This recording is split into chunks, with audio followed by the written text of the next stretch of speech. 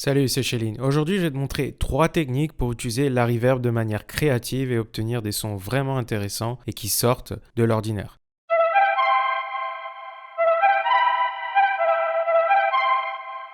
Donc l'usage classique de la reverb, c'est de mettre la reverb sur ta piste et puis d'ajuster le dry wet et pourquoi pas ajuster le decay. Sauf que quand tu cliques sur chaque fonction, tu as la possibilité d'automatiser ces fonctions. Et il ne faut pas hésiter à le faire parce que ça ne consomme pas tellement de CPU et on peut avoir des résultats en sound design vraiment intéressants. Donc là par exemple, j'automatise le dry wet et ça permet de rajouter du mouvement dans la reverb.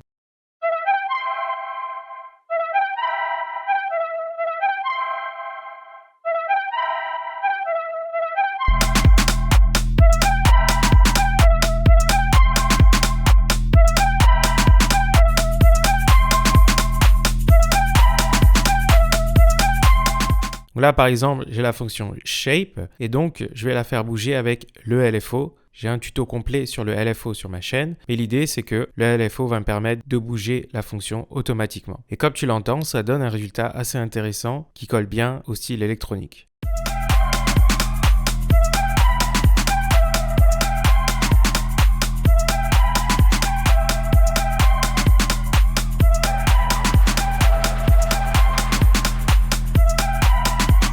Traiter la reverb sur une piste audio séparée. Alors pourquoi s'embêter à faire ça? C'est parce que quand tu vas avoir ce son de reverb sur une piste audio séparée, tu vas pouvoir aller plus loin dans le traitement, dans la production, dans le mixage et ça te permet d'être plus créatif, d'être plus précis et d'avoir un son plus lissé, plus propre, plus pro.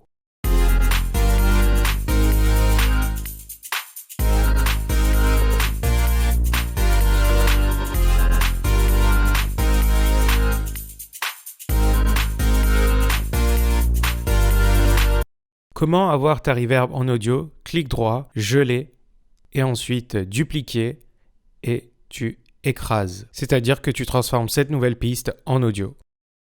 Donc la reverb, l'effet d'espace, il est créé par un delay, donc c'est-à-dire une répétition du son. Et là, par exemple, avec le pre-delay, tu peux répéter le son de manière rythmée. Et ça donne un son plus agréable, plus musical, puisque le son va être répété en fonction du rythme et du BPM de ta prod.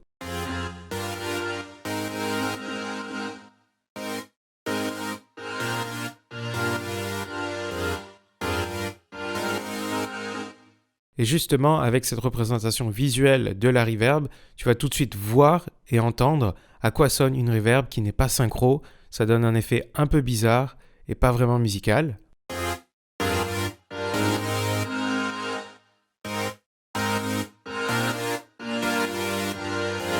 Alors qu'au contraire, quand c'est synchronisé, c'est beaucoup plus agréable.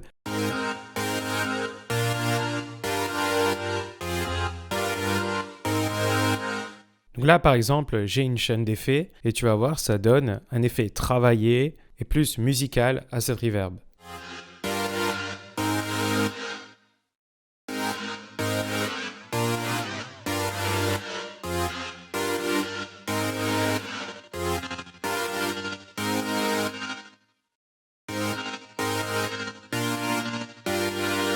Donc là, j'utilise le plugin Glitch